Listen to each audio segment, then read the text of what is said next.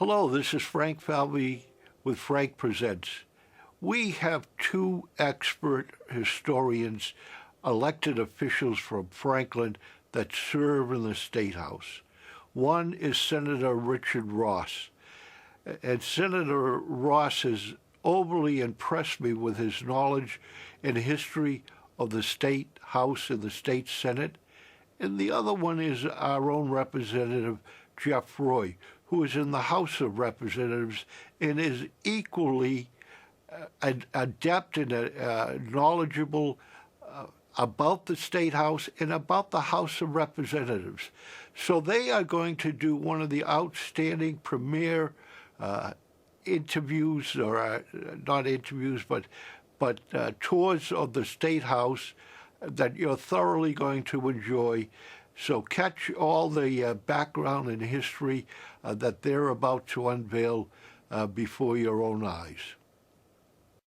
Well, I thought it'd be fitting that we start in the Franklin section. Excellent.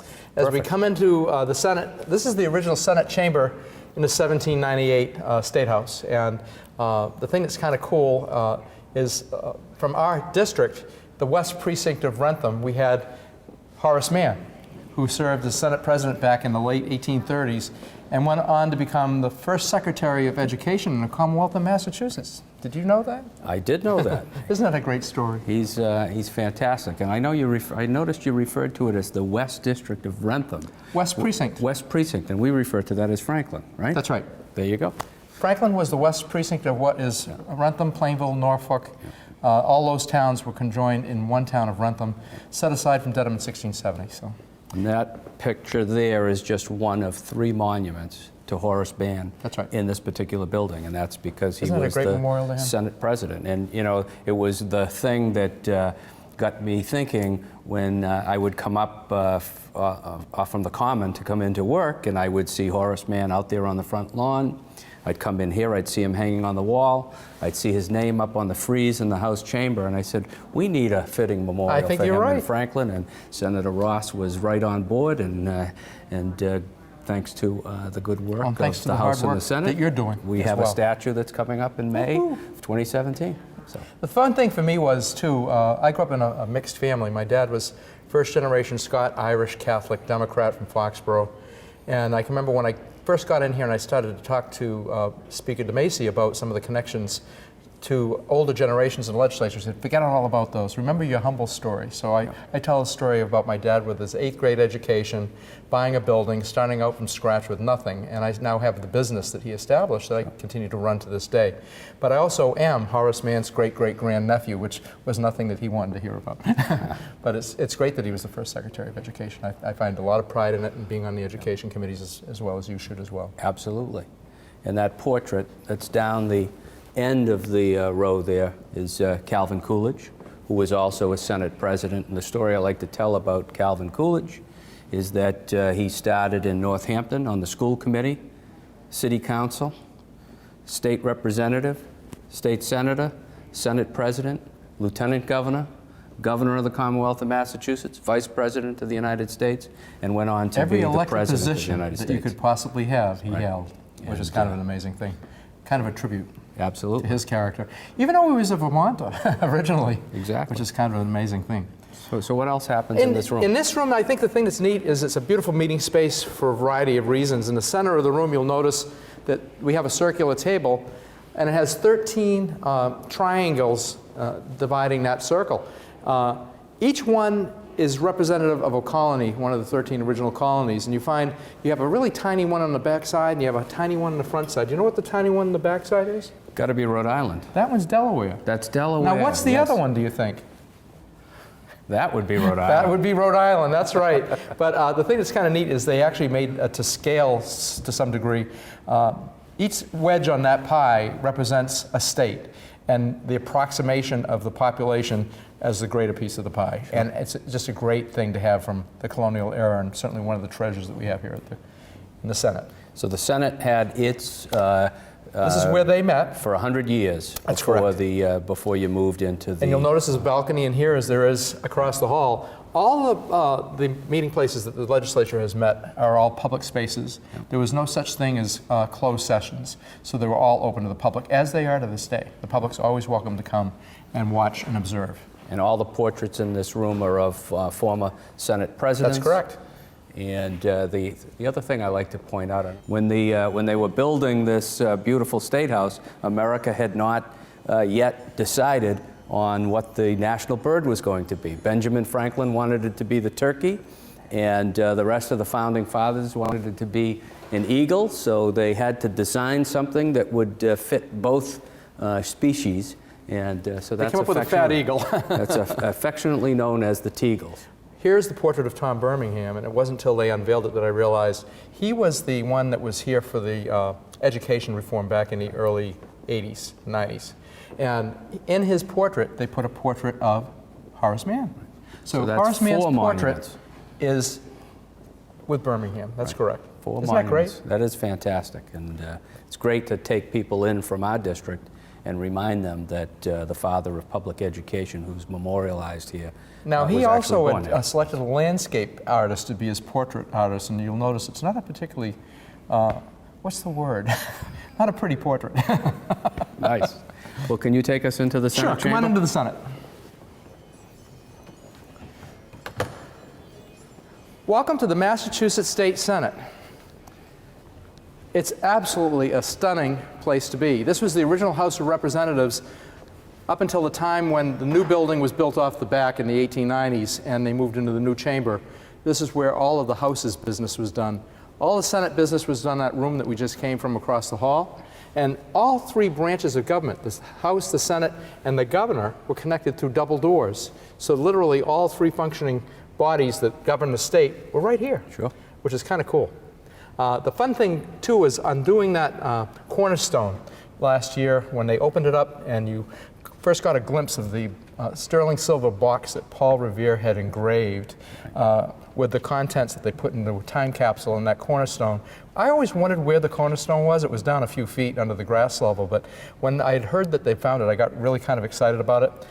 One of the first things I joined in Franklin back when I was young, 21, I became a member of the Masonic fraternity that was located there in Franklin. It was the Blue Lodge was on Emmons Street, I think. Okay.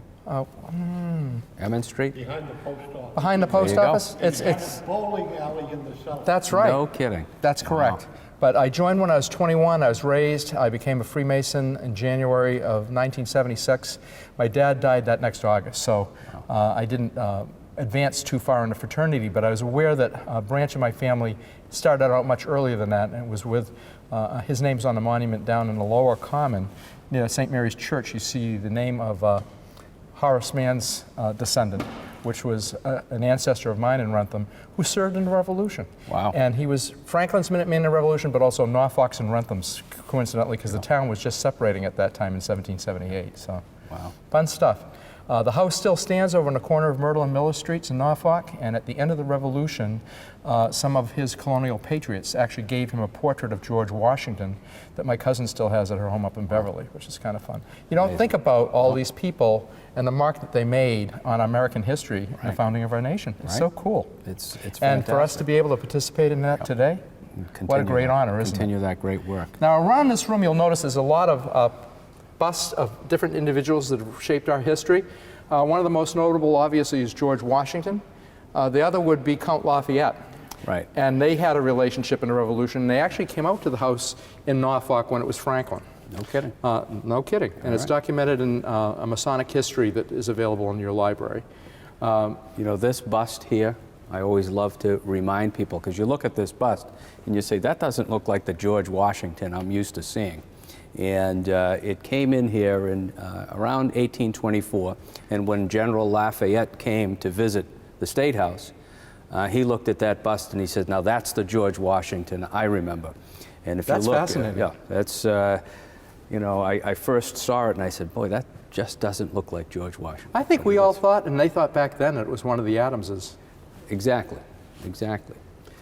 Where does Senator Spilka sit in this chamber, and where do you sit in this chamber? Senator Spilka sits right over here. She is the Ways and Means Chair, so she's at the pleasure of the President, just off to his left. I believe she's in seat 3. I'm in seat 6 on the opposite side of the aisle. Beautiful. Beautiful. And I'll tell you, Senator Spilka does a great job. We're lucky to have her in our delegation as well. And when you pan around this room, one thing I notice is that all of the seats appear to be at different heights, and you know, it may appear to be out of order, but why are these seats like order. this? Yeah. They take note of us all having varying stature as well, and one of the neat things about the Senate is every single member of the 40-member Senate, including the President, all have equal power, and it might not seem that way sometimes, but it's true. And symbolically, when we look around the circle and see the varying heights of the chairs, it's meant so that we actually are adjusted so that we look each other in the eye, because we all mean as much to this body as the other. And I think it's very symbolic and it's very meaningful as well. And you have 40 seats around this room, and the thing that always amazes me when I come in here is that this is where the House of Representatives sat when this building opened in 1798. Right. And you have to imagine several hundred people gathered in this space. It seems to lay out pretty nice for 40 seats. I can't imagine Bleacher there style. being 300 people in this room, because the house was much larger. And actually, I think when the other building was built, there were 746 representatives, and obviously all couldn't make all the sessions because some were from the state of Maine, which was part of Massachusetts at that point. But it's interesting to note that very fact, because you know, and you got to think, there's no antibiotics, flu season, all that sort of stuff. If somebody got sick, everybody got sick, and probably some lost their lives in service to the nation, to the Commonwealth anyway, because of their inability to get over whatever it was they had while they were here. Why don't you take us to the center of the universe? Come on to the center of the universe.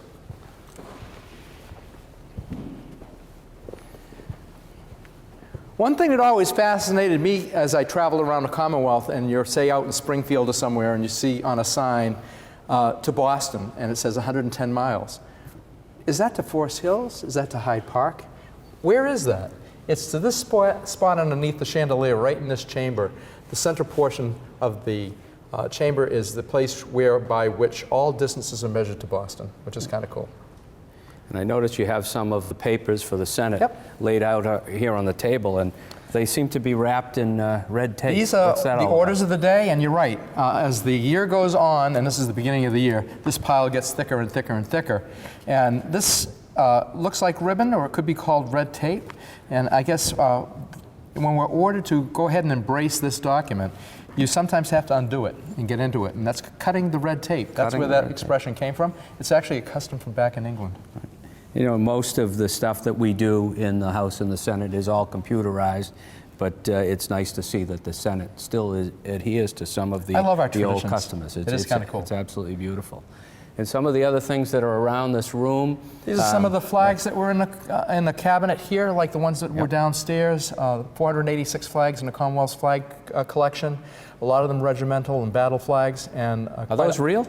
Those flags are not. Those are pictures. That's a picture. Because okay. all of them were getting to be in pretty tough shape. So they've all been taken back to Columbia Point to the museum, and they're in various stages of conservatorship, and consequently, you actually saw. Have you been downstairs into the Hall of Flags yet? Indeed.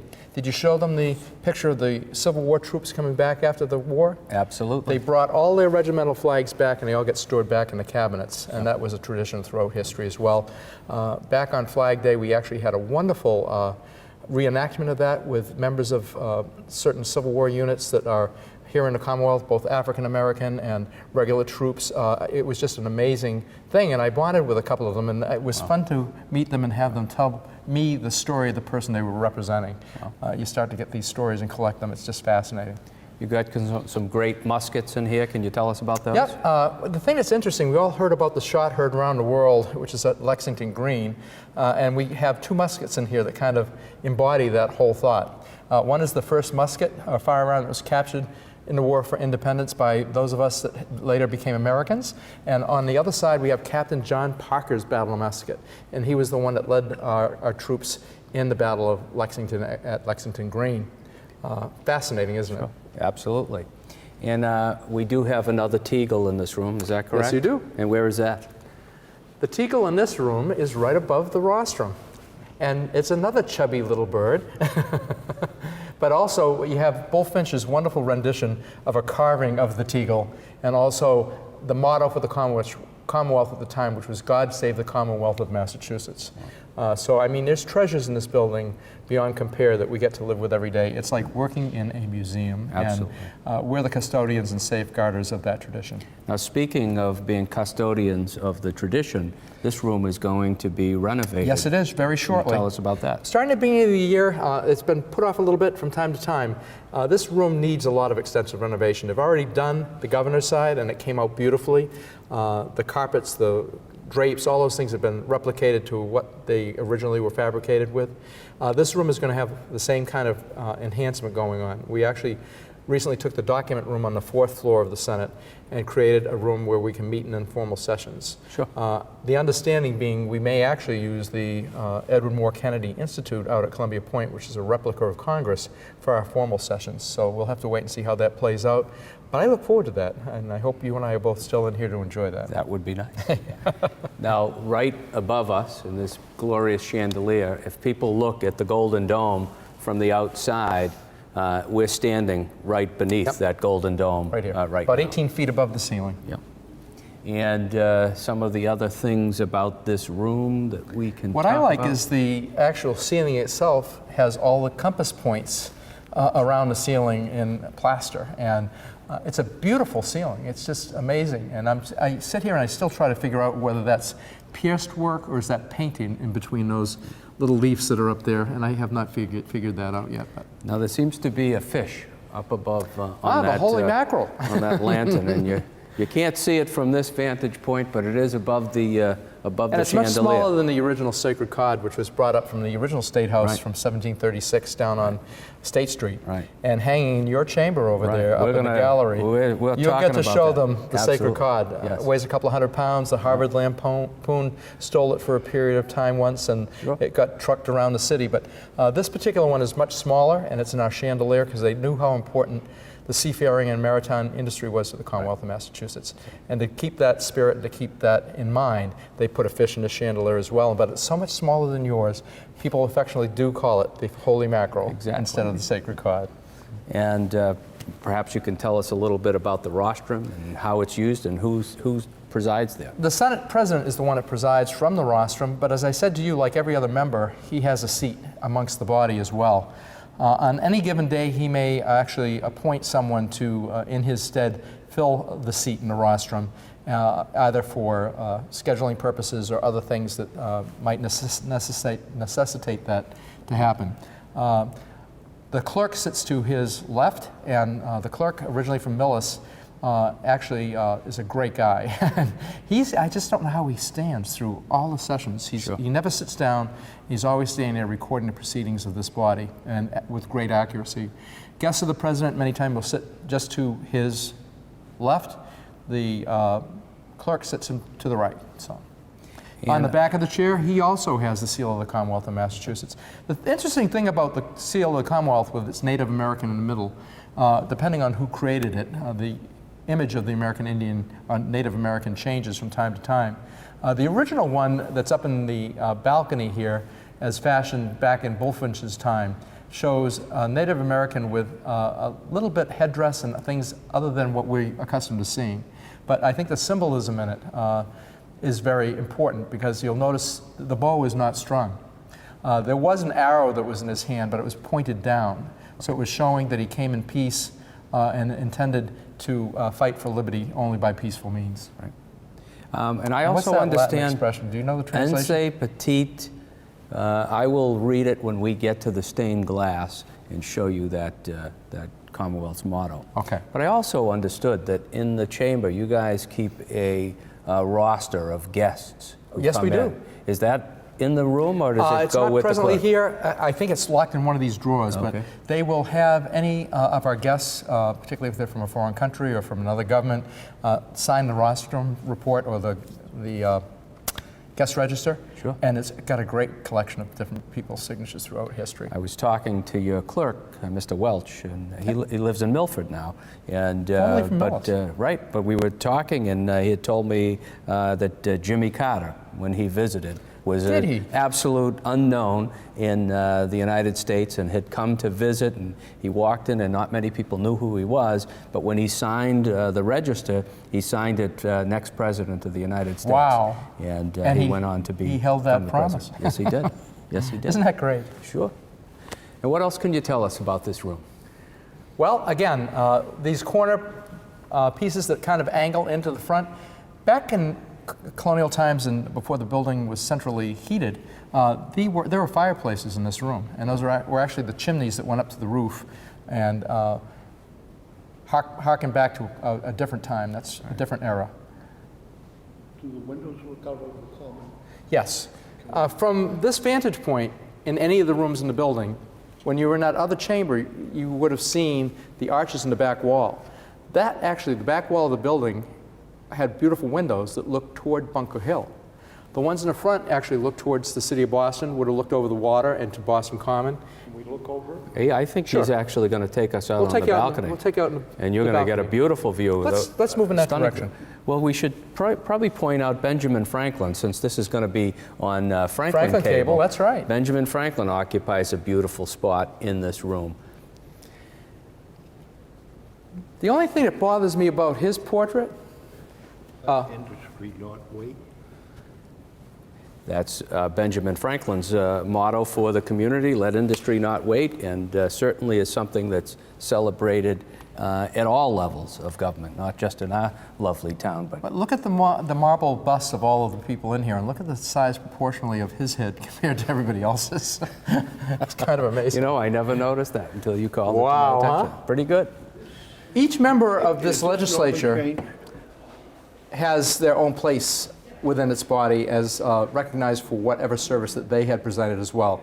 And it was a big deal for our legislature to say goodbye to Mike Rush when he went off to war. He decided to activate his status in the Navy, and he actually went to Iraq. And when he came back, he actually brought this flag that was flown over Iraq Counterterrorism Services headquarters in Baghdad on Veterans Day, 11/11/11. So he brought this back, he framed it, and presented it to the Senate as a memento for his distinguished service, number one, and also for allowing him the privilege to, in absence, leave the legislature and remain an active member. Fantastic. He's a great guy. Rush and Ross, the two R's across the hall from one another for a while. It was confusing to a lot of people. A lot of people tumbled into my office looking for him. A lot of people tumbled into his office looking for me. Hey, This is one of my favorite views of the city of Boston. It's unbelievable to think that this, our forebears thought enough to lay out a beautiful piece of open space to the city of Boston. We have the town, the city common, plus the Boston Public Garden, all within this beautiful green space right here in the city of Boston. and as you're looking out over that scene, back in 1798 when this building opened, obviously those buildings weren't there, and you had a very clear view to the Atlantic Ocean. That's right. From the State House. And this was really the highest point in the city of Boston, and that's why they put it here. high-rises. Exactly, and you had, this was actually farmland owned by John Hancock that they used and secured to build this beautiful State House, and it's the oldest continuously operating State House in the United States Isn't of that America. amazing? And you're standing on the original part of the building. The that was Hancock built. Farm must have been beautiful, and what amazes me is the wings were put on this sometime in the teens and 20s, and at some point they actually removed a row of buildings that would have been off to the other side of the State House and probably included John Hancock's family farm, and I think that they actually destroyed it. It's kind of, what a shame, but you have to lose a few things to make progress sometimes. Now the great view of the back bay from this portion of the balcony. Got And who's that down on the front lawn? beautiful Hancock building, beautiful Prudential building, and presiding underneath those buildings is yet another memorial to Horace That's Mann. right. And only two statues on the front steps or the front lawn of the State House, and one is Daniel Webster and one is Horace Mann. And that Horace Mann statue was dedicated in 1865 Wow. by Governor Andrew, and I was doing some research preparing for the Franklin event and dedication, and actually found the original transcript and file Did you really? from the dedication Isn't in that cool? 1865, and they have it in the State House Library. So we actually have the Yeah. words preserved that Governor Isn't that Andrew great? delivered on. Our library, State House Library, and its adjunct out at the Columbia Point, has so many amazing things, including the original Constitution of the Commonwealth of Massachusetts, which is the oldest constitution in the world, as a Exactly. matter of fact. I also love to look across the street. So you realize there's a gentleman on a horse, apparently leading a band of troops. As you get closer, you realize the troops are all African Americans. And consequently, the 54th Regiment from Boston, Massachusetts was the first regiment with African troops in it, and it was from Boston, Massachusetts, that actually fought in the Civil War. And if anybody watches the movie Glory, that's the story of the 54th Regiment, and it did happen to be Governor Andrew, Yep. who was the governor at the time Isn't that that sent great? those And troops his down. portrait's still downstairs in the council meeting room, I believe. In Doric Hall? Yep. Yes. Oh, no. No, That's the the council portrait. meeting room. The That's right. statue is Yep. in Doric Hall. Sure. One of the other neat traditions, many times when we're summoning the governor to come to your chamber, usually in joint convention or something like that, they roll red carpet out that lines the hall from the chamber all the way down to your chamber, from the office here. And the neat thing about it is if you've been called on that committee, you go back and you wait, and then the governor shows up, and it's really neat to just watch that whole thing unfold.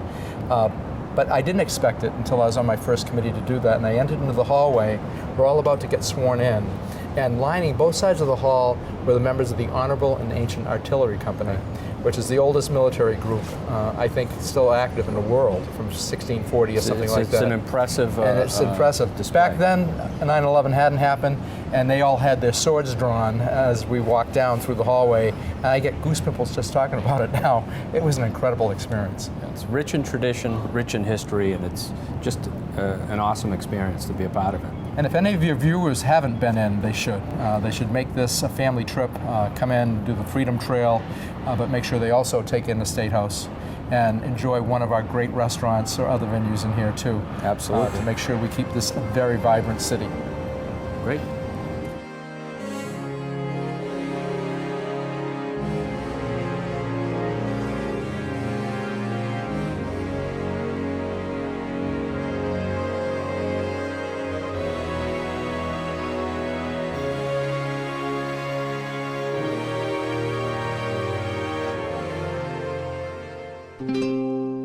This program was made possible by your Franklin friends and neighbors, good folks just like you. Thanks for supporting Franklin TV. And thanks for watching.